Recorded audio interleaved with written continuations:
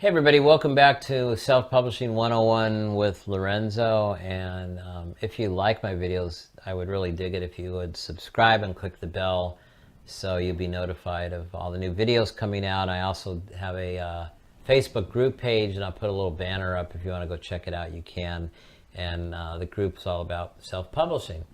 So I wanted to talk about a really hard video to make, which is on Grammarly, because Grammarly is such an intense program, and the vocabulary and structure of English is pretty intense too. Though I think in today's time, people are more apt to express themselves more freely and more loosely with their language and their words when they're writing, as opposed to what it was a number of years ago. The whole new generation of readers is different.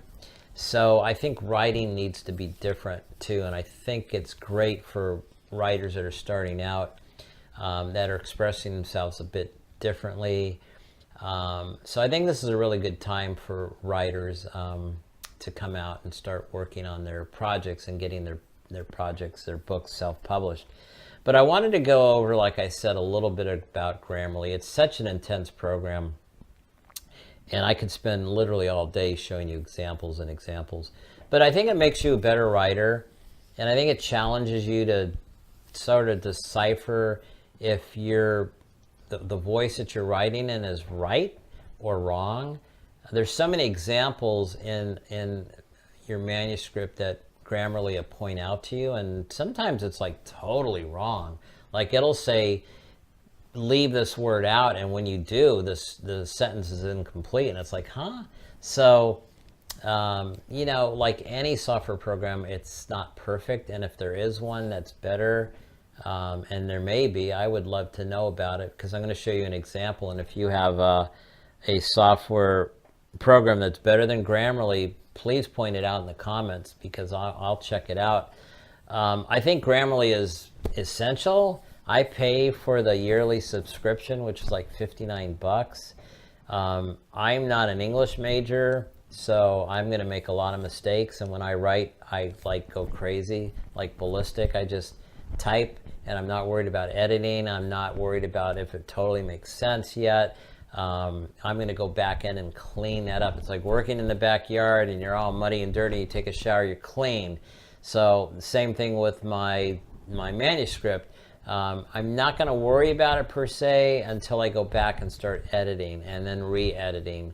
So I like to switch, like Word finds some problems, and that's fine, but I don't like to switch Grammarly on until I'm really ready to get into the meat and potatoes of my manuscript and like say, okay, let's see where I made my mistakes. I forgot commas, and I should add semicolons, and I abbreviate my words, and I might have a repetitive word used over and over in a paragraph, and I understand that's not right. So it'll point a lot of that out, and it'll point out things that I forgot about in English class when I was in grammar school and high school. So sometimes I'll be like, what does that mean? I have no idea what it's telling me. But let's look at a couple of things real quick. Because it's just such an intense program. But I would not write without it. I'd be embarrassed to write without it, because I do have a lot of mistakes that I find in my work. So this is Grammarly, and this is a 30,000 word plus document. And these are all the mistakes it found. And if you hold over with your cursor where it's highlighted, it'll explain a little bit about all this for you. So it's telling you what it's checking for. Though I'm going to say that literally I'm going to probably disagree with 3/4 of what mistakes it found, and about 1/4 of the mistakes it found, which a lot of them are punctuation marks, you know, that are fine. I don't mind. I'll put those in later. But it points it out to you and says, you know, here's what you need to do. So I like it because it shows you where you screwed up and how to fix it. And you just click it and it fixes a mistake for you. But here's one thing that I found, and you're probably going to find also. And if there's software you have that works better than this, then please let me know. So he went to the store. To is T-O, that's wrong. He went to the store, TWO, that's the number 2, that's wrong. And then he went to TO to the store, that's right. So out of these 3 examples, it found one mistake, one that was right, but the one that it didn't catch was TWO. It'd be nice if there was software that would catch that, because when you're using a word that has more than one meaning or spelled differently, that's where, you know, the writer may miss it, and then you've got a problem. German Shepherd dog, that's spelled shepherd is right, but then if you have the shepherd that tended to a sheep, shepherd is misspelled, didn't catch it. So that kind of scares me, because I use words where I think I know how to spell them correctly and I'm totally off. Like, it has 2 different meanings to it. So that's hard. That's part of editing. I'm just now, because of time, I'm going to go like just randomly into this. Now, this manuscript is something that I wrote like 2 years ago, and it was my sort of like mad scientist approach, where I just type. I didn't spell check or look at anything, so it's finding tons of mistakes that I haven't even had a chance to fix. So it's no fair. But let's just go random into, I don't know, page 113. Now it'll find misspelled words, which is good, because I do that all the time. But let's see, where did the last tree go that leads to Lowboy's backyard? If you read the whole paragraph, he jumps from branch to branch and tree to tree, then stops, sits on his hind legs, and rubs his paws together. This is a squirrel. And then he's saying, where did the last tree go that leads to Lowboy's backyard? He's trying to get, Scotty is a squirrel that talks, and he's trying to get to this character's house, and he's almost there, but there's a tree they knocked down, and now he's like stuck, because he made a bet where he won't touch the ground. He can get there by fences or trees or cars or whatever, like jumping over things, but he can't touch the ground. So it says it didn't like this, a possibly confused word. And then Scotty asked agitated. I spelled it incorrectly. If you can see here, it's spelled that way, which I am a bad speller, so that's a good thing. Let's see. Now it's saying, well, I can't lie for you, but, so it's saying comma. Down here, cars and trucks, comma. Comma. So there's a lot of my mistakes are commas and semicolons and so forth. So I don't feel bad about that, because I don't write and like correct why I'm writing. I just write and then I go back. It says, well, if I can fly, so comma, that's fine. But I got to show you some more things, that because right now it's just like, would you buy it just from the examples I gave you? So let's just try to find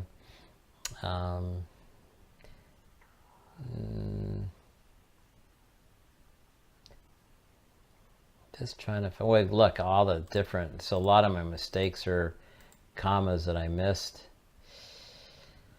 Oh boy. Okay, so, well, double crossed here, it should be hyphenated, so that's, I didn't know that, but that's fine.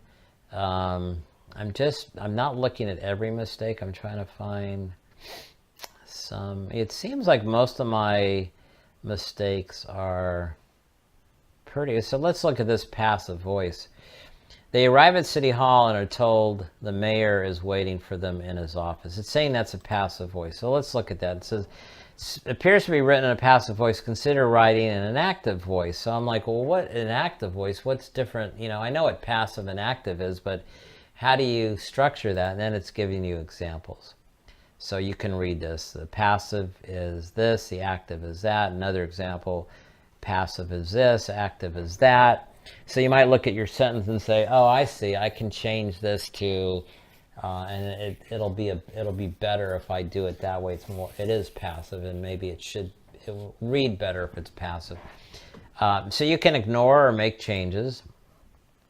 And then, you know, again, a lot of my mistakes are like commas. Look at that, there's tons. But I wanted to find, so look at this here. It's saying this is, unclear. It may be unclear who or what he refers to, but so it says no. This would be a comma here. We just fix that. No, but it could be any time. He can make plans in prison, Smudge said. So they're talking about this guy, the character that is like the bad guy, and they're referring to him as he. And maybe as someone that's writing this book, I should actually put his name in here instead of he. So it's giving you, and then it'll give you examples again, which is kind of cool. It gives you like an explanation of what pronouns are, things that we say every day but we don't actually realize the terminology. Then it shows you vague, clear, vague. So it gives you, it helps you. It says if you want to change it, this is maybe restructured this way. So I love that because it does make you a better writer. And let's see if I can find passive voice. So it says you were elected. It says the sentence appears to be written in a passive voice. So it gives you examples of what is passive and what is active. So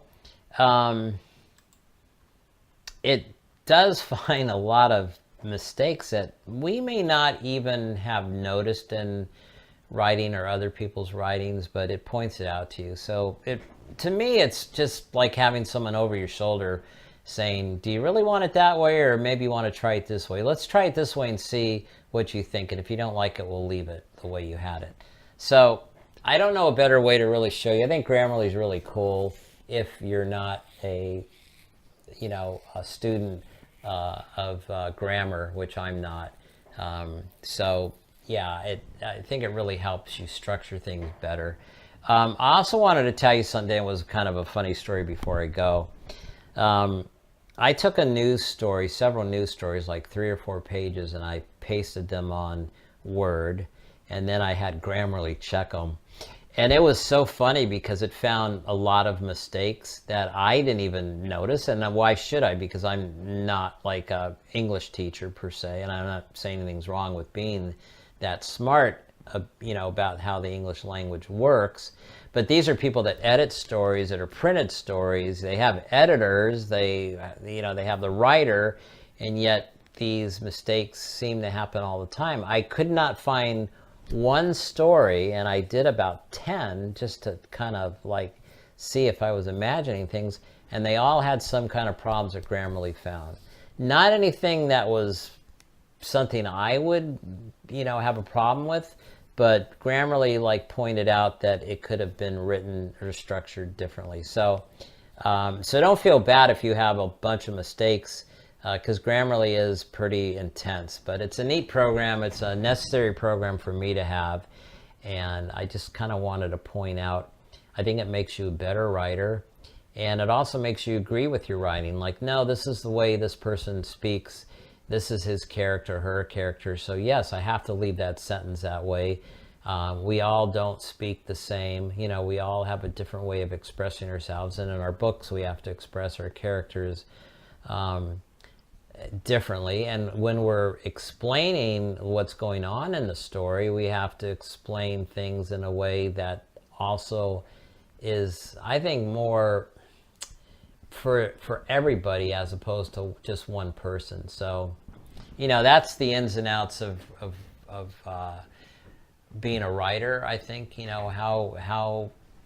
how you write and what your audience is. And like I said in the beginning of this video, I think the new reader is way more acceptable now. The kids and young adults and so forth are more acceptable to more open writing than the way writing was overly structured, I would say. Going back a number of years, it's a lot less intense as far as what's put on the writer. I don't know if that makes sense, but or if that's an excuse I'm using, but anyway, yeah, this is a cool program, and when you find like it could be that is, or that's been bugging me, it always finds abbreviated words as mistakes. So when you really look at your document that said it had 500 mistakes, by the time you really go through it, you may have had very few mistakes, and they're mistakes that are not mistakes per se that you made, just that Grammarly says, I don't like that.